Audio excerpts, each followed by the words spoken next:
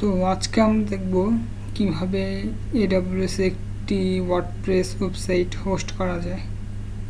তো এই জন্য প্রথমে আমরা AWS এর ম্যানেজমেন্ট কনসোলে এসে সার্ভিসেসে ক্লিক করব। দেখব ওখানে অনেক অপশন আছে। তো আমরা এখানে সিলেক্ট করব EC2 সিলেক্ট করার পরে এখানে অনেক ইনফরমেশন আসবে। তো এখানে দেখাচ্ছে যে রানিং ইনস্ট্যান্সেস দুটা। তো আমি যদি এখন নতুন করে একটি ইনস্ট্যান্স তৈরি করতে চাই তাহলে লঞ্চ ইনস্ট্যান্সে ক্লিক করলাম। তো এখন স্টেপ 1-এ আছে যে চুজ অ্যান অ্যামাজন ইমেজ। তো আমরা এখানে AWS মার্কেট প্লেসে এসে সার্চ করব ওয়ার্ডপ্রেস।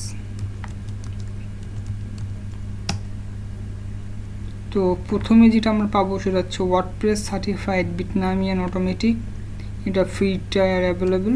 তো আমরা এটা সিলেক্ট করব।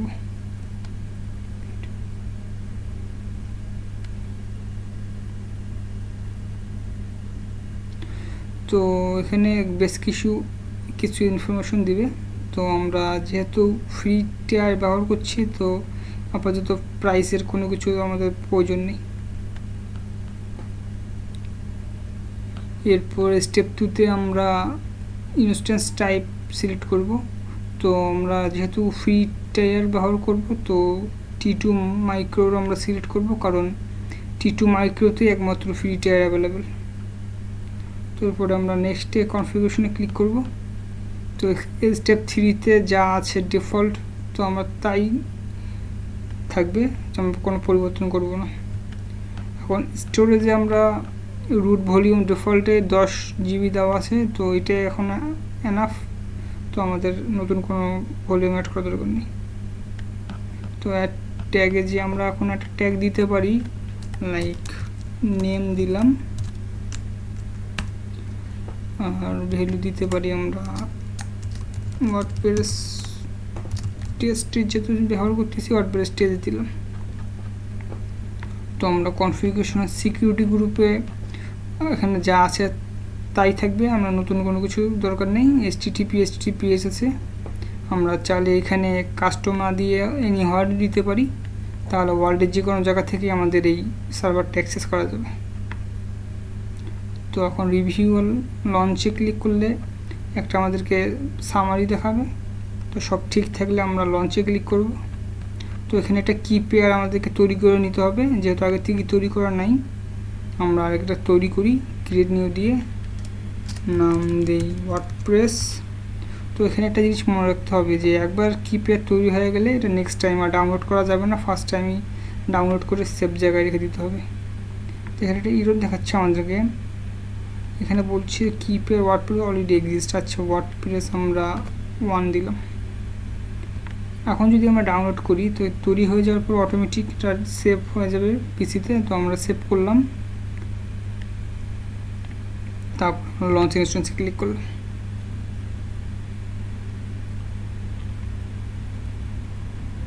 আমাদের ইনস্ট্যান্সটা লঞ্চ হয়ে গেছে। এখন যদি আমরা একটু নিচে যে ভিউ ইনস্ট্যান্সে ক্লিক করি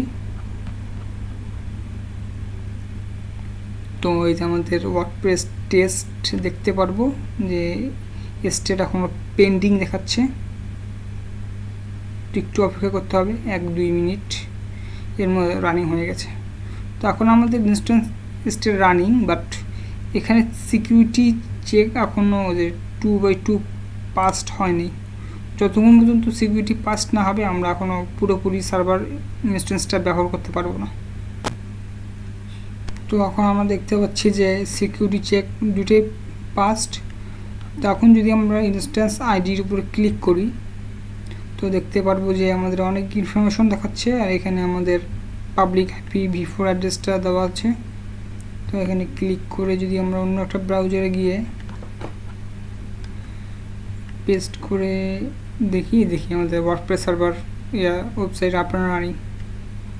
তো এখন যদি আমরা এটার অ্যাডমিন প্যানেলে লগ ইন করতে চাই তো আমরা অ্যাডমিন প্যানেলের ইয়েতে যাচ্ছি।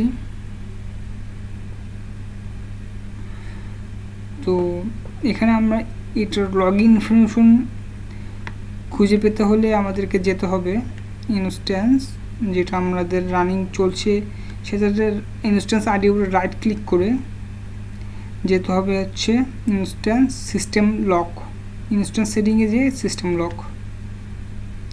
তো এখানে অনেক লক ইনফরমেশন আছে। আমরা যদি একটু উপরে যাই,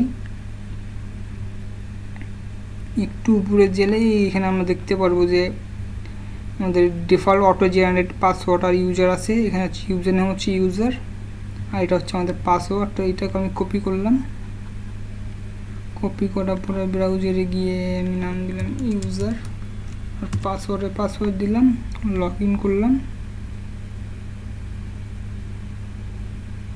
এই যে আমাদের ওয়ার্ডপ্রেসের অ্যাডমিন প্যানেল খুলে গেল। তো এই ছিল আমাদের বেসিক ওয়ার্ডপ্রেস সেটআপ। ভবিষ্যতে আরও অ্যাডভান্স বিষয় নিয়ে আলোচনা করা হবে ইনশাল্লাহ। তো ধন্যবাদ।